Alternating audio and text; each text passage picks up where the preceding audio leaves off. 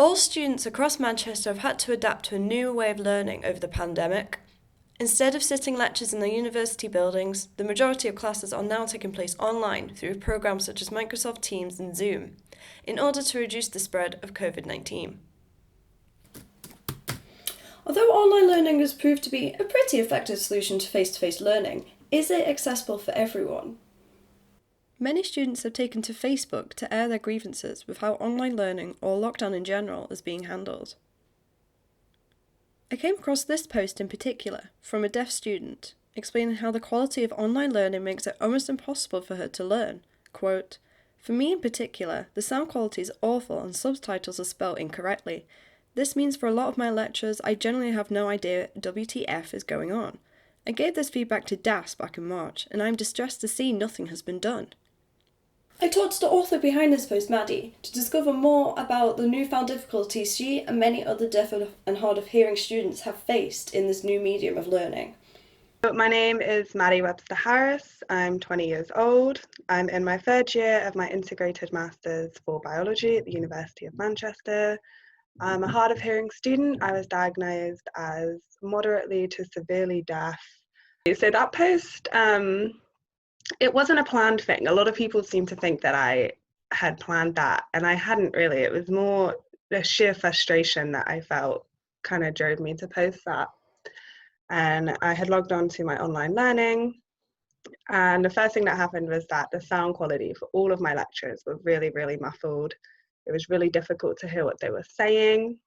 And I thought, okay, well, I'll try to rectify this while using the transcripts and the subtitles that are provided. Only to discover that all of them were spelt wrong, which in a subject like biology, which can be quite jargon heavy, contain a lot of very similar sounding protein names that do very different things, that was just impossible. It made the lecture almost incomprehensible. And it was really, really upsetting to see all of this, because this was points that I had given to DAS back in March when we first transitioned to online learning. You're going to need to have working transcripts. You're going to need to have better quality. Otherwise, it's just not accessible. And it's been kind of distressing to see that nothing has been done about that. And I just kind of used that post as an outlet, and people really took to it. Obviously, it was something that a lot of people were feeling needed to be said. I've met a couple people through the post that I did, and we put a group together. And the report that we're planning to write for the university, it includes examples beyond online learning. Yes, a report drawn up by Maddie and a group she's put together who are working together with the Disabled Society at the University of Manchester. The report contains instances of ableism in the university, including also a section on online learning and accessibility, but also considering other issues such as exam conditions and building access.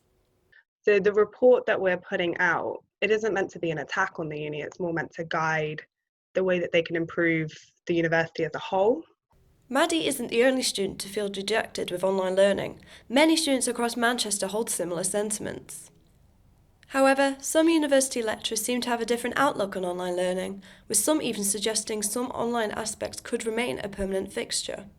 I guess the argument might be, do we need to go back to pre-corona style teaching? You know, is this mix of online and face-to-face better for people, worse for people? You know, I've certainly had some people who've said to me that they enjoy some parts of the online teaching as students, you know, more than the coming in part of it. So maybe there's a conversation to be had from that. But I don't know whether we'll ever go back to the way we used to do things. Who knows?